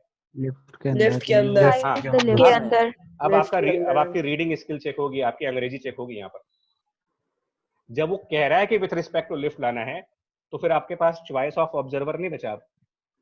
अब तो आपकी मजबूरी हो गई है ऑब्जर्वर को लिफ्ट के अंदर रखने की, नहीं तो फिर विथ रिस्पेक्ट टू लिफ्ट कैसे आएगा? अगर विथ रिस्पेक्ट टू लिफ्ट मुझसे पूछ रहे हो तो मैं ऑप्शन लेस हो चुका हूँ, मेरे पास अब कोई चॉइस नहीं बची है, मेरे को ऑब्जर्वर को लिफ्ट के अंदर लेके जाना ही पड़ेगा और तभी मैं इस क्वेश्चन को सॉल्व कर पाऊंगा। अदरवाइज जो मेरा आंसर होगा वो लिफ्ट के रिस्पेक्ट में नहीं होगा, फिर किसी और के रिस्पेक्ट में होगा। वो विथ रिस्पेक्ट टू लिफ्ट का मतलब देखने वाला लिफ्ट में है, तो ठीक है उसको दिखाते हैं जरा। आओ क्या दिखाएं इसको? M1 पर M1G की फोर्स, टेंशन फोर्स दिखाएंगे, M2 की साइड पर टेंशन फोर्स दिखाओगे, M2G दिखाओगे, कुछ रह गया या हो गया पूरा? ये सूडो फोर्स रहेगी। Pseudo force. इधर लगाए, Pseudo force।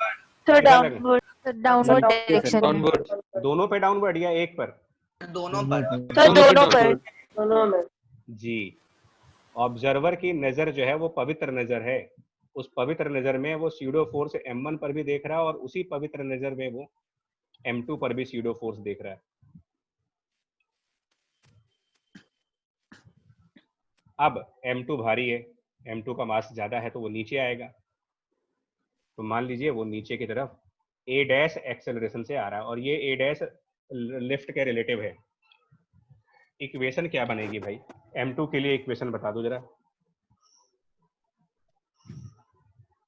बताओ। फर्स्ट पार्ट में इक्वेशंस क्या बनेंगे? अगर आपको इक्वेशंस फर्स्ट पार्ट में लिखनी हो, और इक्वेशंस वैसे ही बनाओ जो नॉर्मल कंडीशंस में बनाते हो, कुछ नया नहीं करना तुमको। Constraint T is equals to M1 A dash minus एक M1 मिनट, लिफ्ट के रिस्पेक्ट में एक्सेलरेट हो रहे हो ना, find acceleration of M2 with respect to lift, यानी लिफ्ट के अंदर खड़े होकर के M1 M2 एक्सेलरेट हो रहे हैं, तो सेकंड लॉ लगाएंगे। Yes sir. तो सेकंड लॉ में सबसे पहले तो राइट साइड पर क्या लिखते हो आप? M2 इंटू A डैश और यहाँ M1 इंटू A डैश। ये A डैश क्या होगा? लिफ्ट के अंदर खड़े होकर के उन मासेस की जो एक्सेलरेशन है। Yes sir। तो अब लेफ्ट साइड क्या लिखेंगे? मैंने हमेशा राइट साइड पहले लिखने को कहा है तुमसे, ताकि लेफ्ट साइड पर आप आसानी से ये देख लो कि A डैश के पैरेलल फोर्स कौन सी आ रही है। जी सर। तो A डैश के पैरेलल M2 के ऊपर जो फोर्स है वो M2G plus plus M2A M2A minus T minus T G. Left side पर आओ, T minus E M1 minus minus E minus M1 M1 minus G M1A minus M1A होगा। ये दो इक्वेशन सॉल्व कर लीजिए, खत्म हो गई कहानी। आ जाएगा आंसर आपका लिफ्ट के रिस्पेक्ट में। तो दोनों को ऐड कर दो, बस दोनों इक्वेशंस ऐड कर दो, आंसर आ जाएगा। Excuse me sir. जी सर फोर्थ केस में एक बार स्यूडो फोर्स के डायरेक्शन बता दीजिए फिर से। स्यूडो फोर्स डाउनवर्ड है भाई, लिफ्ट की एक्सेलरेशन देखिए, जो स्यूडो फोर्स देखने वाले की एक्सेलरेशन पे डिपेंड करता है। देखने वाला पर्सन लिफ्ट के अंदर है, लिफ्ट के फ्लोर पे है, तो लिफ्ट अपवर्ड अगर एक्सेलरेट हो रही है तो फिर स्यूडो फोर्स दोनों ही मासेस पर राइट साइड दिखेगा। यानी स्यूडो फोर्स की डायरेक्शन इस बात पे डिपेंड नहीं करती कि आप देख किसको रहे हो, वो डिपेंड करता है कि कौन देख रहा है। जो देखने वाला है अगर उसकी एक्सेलरेशन अपवर्ड है तो चाहे आप किसी भी मास को देखो, स्यूडो फोर्स डाउनवर्ड ही दिखाना पड़ेगा आपको। सर देखो दो बातें मैं क्लियर कर दूं। स्यूडो फोर्स का इस बात, देखो कुछ लोग को कंफ्यूजन क्या होता है कि यार m1 तो ऊपर जा रहा है, तो आपको m1 से थोड़ी मतलब है यार। स्यूडो फोर्स में आपको मासेस से मतलब नहीं होता कि वो क्या कर रहे हैं, किधर जा रहे हैं, इनसे कोई मतलब नहीं मेरे को। स्यूडो फोर्स का सीधा सा कंसर्न किसके साथ है? Straightforward concern. अगर कंफ्यूजन हो तो आप ये रूल्स पढ़िए। 5th number point, it is considered on the object in a direction opposite to direction of acceleration of observer.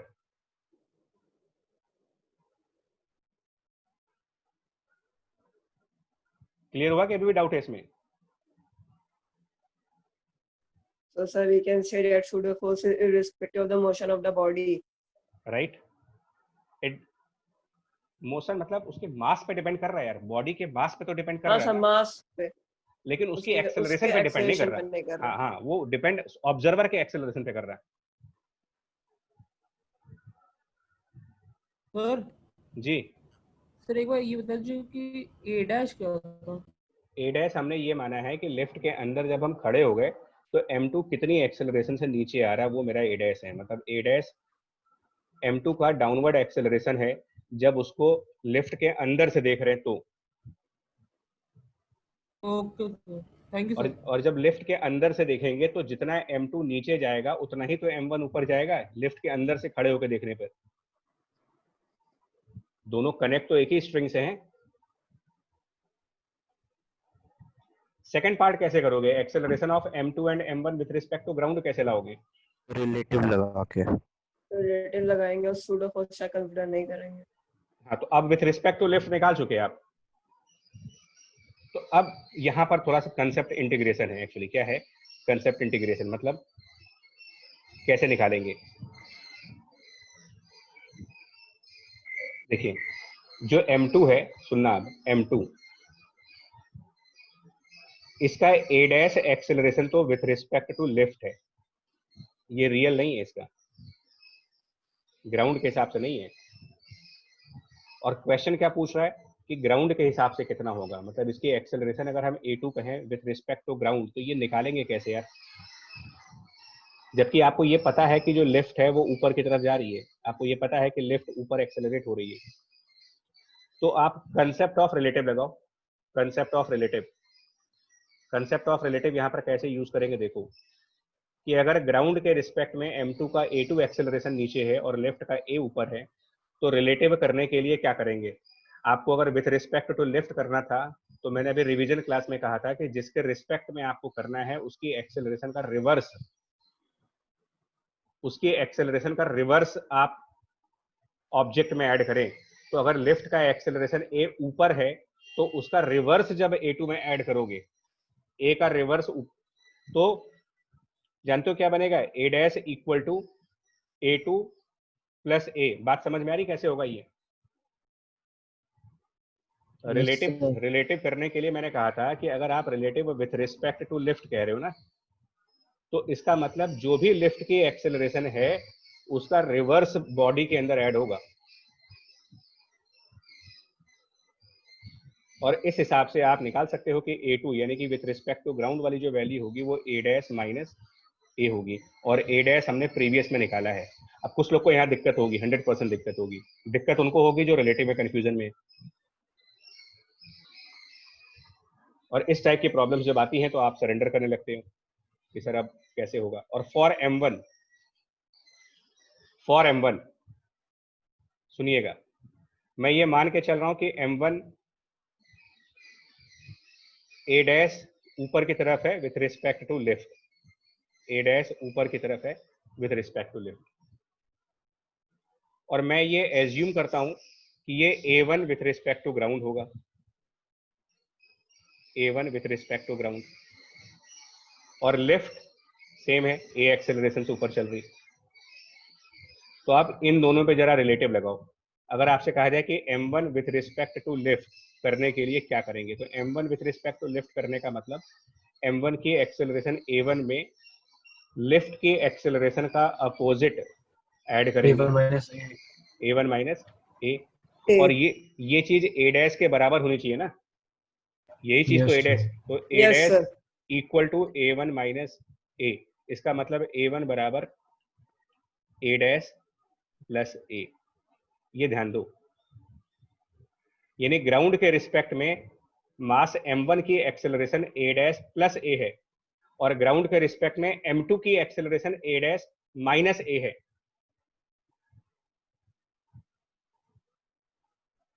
यानी कि अगर बाहर से कोई आदमी दिखेगा तो m2 और m1 अलग अलग एक्सेलरेशन पे हैं, एक ए डैश प्लस ए है और एक ए डैश माइनस ए पर है।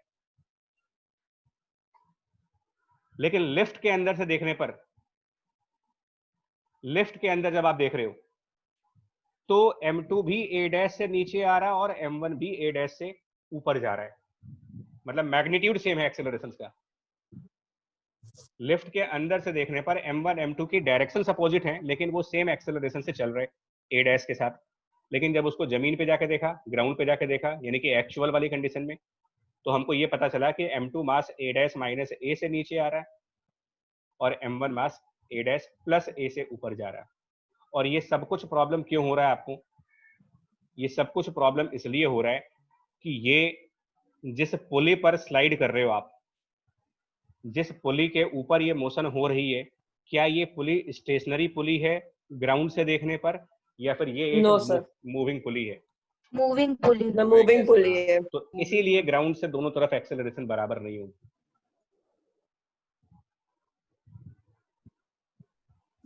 नहीं जी देव, लेंथ कंस्ट्रेंट काम करेगा, बाहर से देखने पर भी लेंथ कंस्ट्रेंट काम करेगा। अभी आपका जो डाउट है ना कि लेंथ कंस्ट्रेंट काम क्यों नहीं कर रहा, तो लेंथ कंस्ट्रेंट ग्राउंड से देखने पे काम कर रहा है।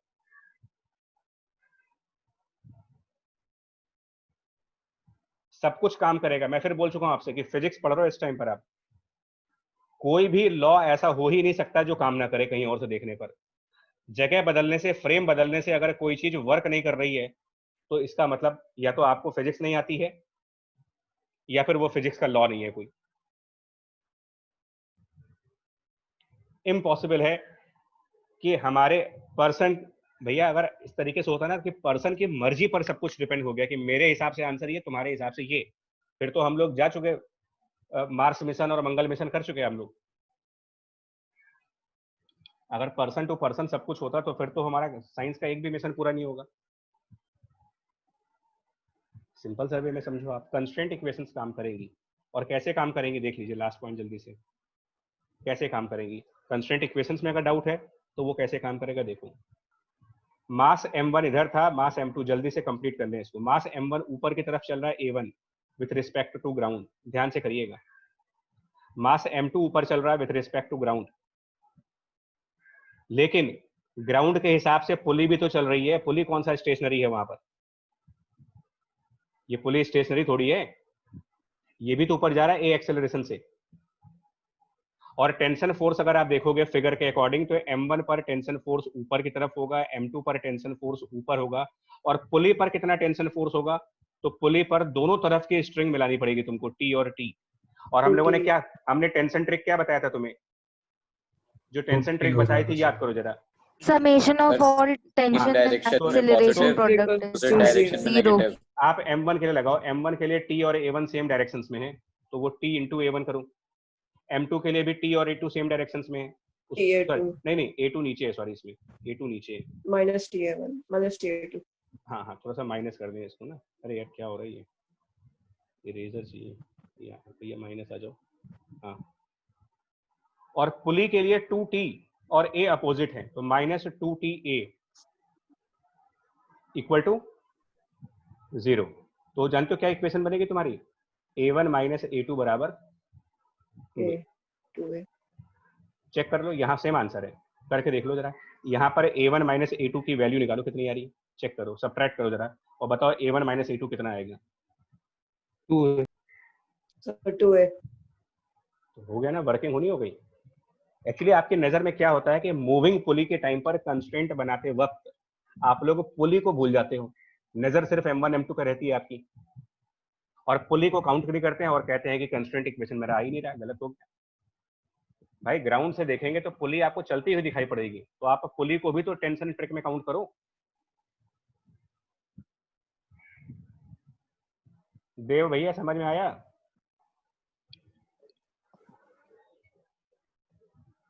सर 2TA वाले में ऊपर है मोशन टेंशन का सर, टेंशन मतलब नीचे है, टेंशन मोशन फोर्स ऊपर है। ऊपर की तरफ लग रहा है। नीचे लग रहा है, पुली पे तो नीचे लगेगा यार। सर लिफ्ट की सीलिंग से देख रहे हैं क्या? नहीं नहीं, टेंशन सीलिंग से नहीं देख रहे हैं, इस रस्सी से देख रहे हैं जिससे M1 M2 कनेक्टेड है, उस रस्सी से। जो ये M1 हाँ वाली जी रस्सी है सर। ना, यहाँ T ऊपर लगेगा और यहाँ पर नीचे लगेगा। आप इस रस्सी को देखेंगे जो M1 से सर लेकर के M2 तक जा रही है। सीलिंग वाली रस्सी को नहीं देखना है, सीलिंग वाली रस्सी नहीं देखनी है। तो सर 2TA वाला कहाँ से आया सर? अरे भाई, ये जो M1 और पुली के बीच में स्ट्रिंग है, ये स्ट्रिंग के बारे में आपसे कहा था ना कि ये बॉडीज को पुल करती है। तो जो स्ट्रिंग M1 और पुली के बीच में है, वो पुली को किधर की तरफ पुल करेगी? सर ऊपर की तरफ। अरे स्ट्रिंग की बात करो, मैं हाइलाइटर मूव कर रहा हूँ वहां पर, देखो मैं इस स्ट्रिंग की बात कर रहा हूँ जो M1 और पुली के बीच में है, इसके बारे में बताओ। स्ट्रिंग जो M1 और यस पुली सर, के बीच में नीचे है, सर, ये स्ट्रिंग पुली को किस तरफ खींचेगी? नीचे सर। हाँ, तो और ये राइट वाली स्ट्रिंग, ये भी सर नीचे ही खींचेगी। यही 2T मैंने दिखाया है यहाँ पर। मतलब आपको कंस्ट्रेंट में वो स्ट्रिंग लेनी है जिसने M1 M2 और पुली तीनों को कनेक्ट कर रखा है।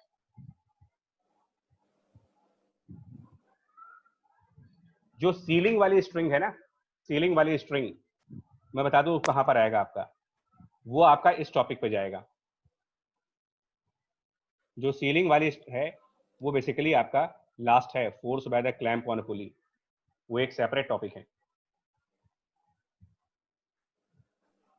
कंस्ट्रेंट इक्वेशन बनाते समय आप उस स्ट्रिंग का यूज करिएगा जिस स्ट्रिंग ने मासेस को और पुली को एक साथ कनेक्ट कर रखा है, और उस स्ट्रिंग के हिसाब से टेंशन की जो डायरेक्शन है उसको काउंट करते हुए हम लोग कंस्ट्रेंट इक्वेशंस फॉर्म करेंगे।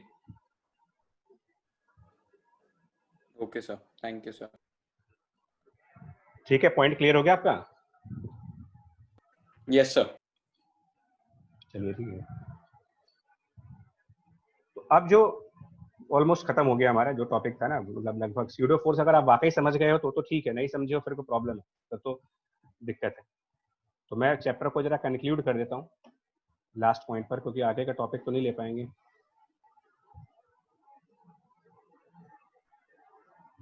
जी अविघ्ना कर देंगे बच्चा, ठीक है ना। देखो एक आखिरी एग्जांपल मैं लेना चाहूंगा इसमें, बस क्लैरिटी के लिए, वो आपकी क्लैरिटी लाने के लिए कि आप बिल्कुल क्लियर हो जाओ और एक पॉइंट ऑफ कंफ्यूजन जो है वो हट जाए, टोटल हट जाए आपका। देखिए वो क्या है, लास्ट पॉइंट है, यहाँ पर कोई एक पर्सन है, ठीक है, ए रनिंग पर है, सुबह मॉर्निंग वॉक पे गए, रन कर रहे हैं, और इनके पास एक्सेलरेशन है मान लो A1। कोई एक और पर्सन है बी, ठीक, ये इस तरफ रन कर रहे हैं और इनकी एक्सेलरेशन A2।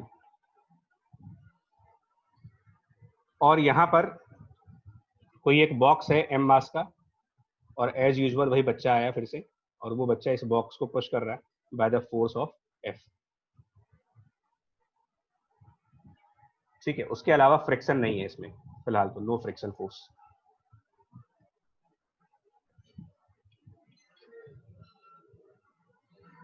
अच्छा, मैं आपको एक और चीज बता दूं कि ये पर्सन ए भी रनिंग है, पर्सन बी भी रनिंग है, और ये पर्सन धक्का दे रहा है इसको, और एक तीसरे भाई साहब हैं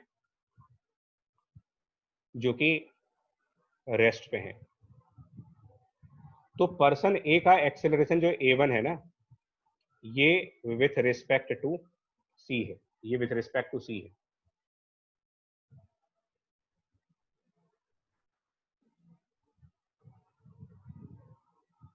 जी जी विघ्न, हाँ ये बच्चा बाहर बहुत घूमता है, सही कह रहे हो। और पर्सन बी की जो एक्सेलरेशन A2 है, be careful now, be careful, this is now with respect to A, this is now with respect to A. आपको मुझे ये बताना है मैग्नीट्यूड ऑफ स्यूडो फोर्स, ये लास्ट है, मतलब आप इसको समझ गए तो आप मैं मान लूंगा कि आपको सब समझ में आया, पूरा लेक्चर समझ में गए। And direction of pseudo force, magnitude and direction of pseudo force, ठीक है ना। ऑब्वियसली किसके ऊपर, बॉक्स के ऊपर, ऑन बॉक्स। सर किसके रिस्पेक्ट में चाहिए? हाँ बता रहा हूँ देख रहा हूँ। और यहाँ पर टेबल टाइप की बनानी है, तो one is seen by capital C, seen by A and seen by B. अब आपको पूरी कहानी समझ में आ जाएगी कि स्यूडो फोर्स किसके लिए है, किसके लिए नहीं है। सबसे पहले सीन बाय सी पर आओ। ये कैसा फ्रेम है जो रेस्ट पे है? इनर्शियल। Inertial frame. तो ये स्यूडो है, इनके लिए No स्यूडो है। sir. No sir, no Zero pseudo studio force. No force. sir. Zero. और डायरेक्शन ऑफ सीडिंग फोर्स के बारे में कह देंगे बकवास। ऐसा क्वेश्चन क्यों पूछते हैं? ठीक, ए वाले पे आओ। इनको स्यूडो दिखेगा? Yes sir. Yes sir. कितना? Yes, sir. कितना? MA1. किधर किधर? So opposite to the direction where Left side. A is Left running. side. Left side.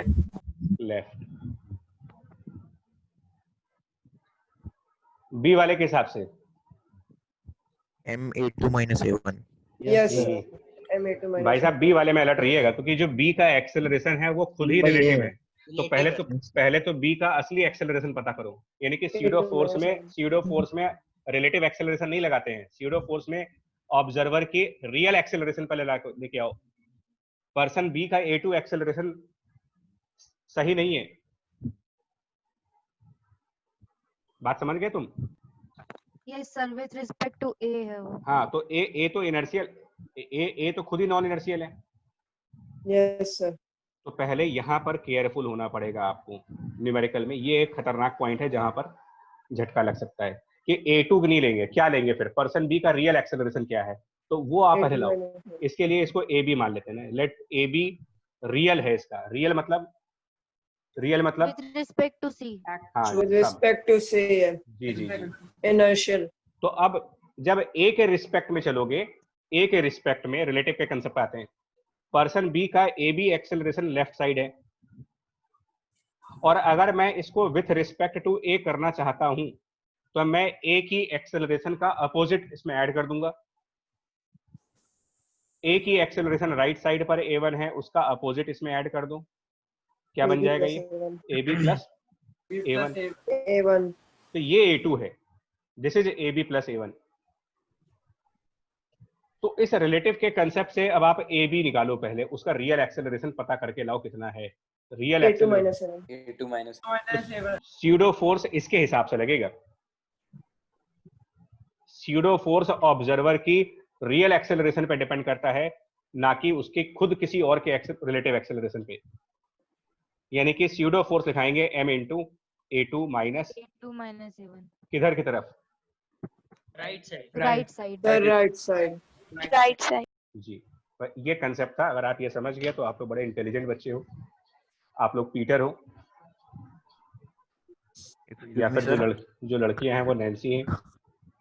ठीक है, बताए सर वो सर डायरेक्शन क्या होगी sir? M into A2 minus A1 की सर वो A1 और A2 की मैग्नीट्यूड पे डिपेंड नहीं करेगा? तो मैंने ये माना है ना कि मैं तो इसको ये लिख रहा हूँ कि राइट साइड। सुनो मैं क्या लिखा है, मैंने राइट साइड दिखा करके और मैं लिख दूंगा ये M A2 माइनस A1। अगर मान लो A2 छोटा है तो मेरा राइट साइड नेगेटिव फोर्स लग रहा है, इसका मतलब कि वो लेफ्ट हो जाएगा। Yes, sir. ओके मैं उसको उस माइनस भी तो आ जाएगा मेरा आंसर। तो ऑटोमेटिक एडजस्टमेंट हो जाएगी। और फिर देखो ये एक अल्फाबेटिकल कंसेप्ट, मैंने अल्फाबेटिकल सिंबल में प्रॉब्लम होती है, लेकिन जब आप बुक्स के न्यूमेरिकल कर रहे होते हो ना, तो आपको न्यूमेरिक डेटा को डील करना होता है। वहां पर नंबर्स आएंगे तो वहां पर क्लियर हो जाता है कि पॉजिटिव आ रहा है कि नेगेटिव आ रहा है। बट मेरा जो कंसेप्ट आपको समझाने का ये था कि स्यूडो फोर्स जब आप किसी ऑब्जर्वर के हिसाब से निकालोगे तो उस ऑब्जर्वर के पहले रियल एक्सेलरेशन का पता लगाओ कि रियल एक्सेलरेशन उसकी क्या है, और उस रियल एक्सेलरेशन के हिसाब से हम लोग स्यूडो फोर्स को काउंट करते हैं, ना कि रिलेटिव एक्सेलरेशन के हिसाब से। समझ गए point? Yes sir. Yes sir. तो भैया एक बात बताए यार, सुनो देखो आज का जो कहानी थी, तो आपका इतना तो मैंने सर्व कर दिया आपको आज। ठीक, अब ये जो रह गया, अब आप उसको वेट करो अगली क्लास का फिर, क्योंकि आज टाइम लग गया, वैसे ज़्यादा टाइम लग गया नेक्स्ट क्लास में, but it will hardly take 20 to 30 minutes, इससे ज़्यादा नहीं लगेगा। Okay sir. ठीक है जी, धन्यवाद। Okay sir. ओके जी, बाय बाय, टेक केयर जी। Thank you, sir. Thank you, sir. Thank you, sir. Thank you, जय हिंद, बाय बाय जी। Sir. जी Bye. Bye. नमस्कार, विनोद को ढूंढ के लाओ। ठीक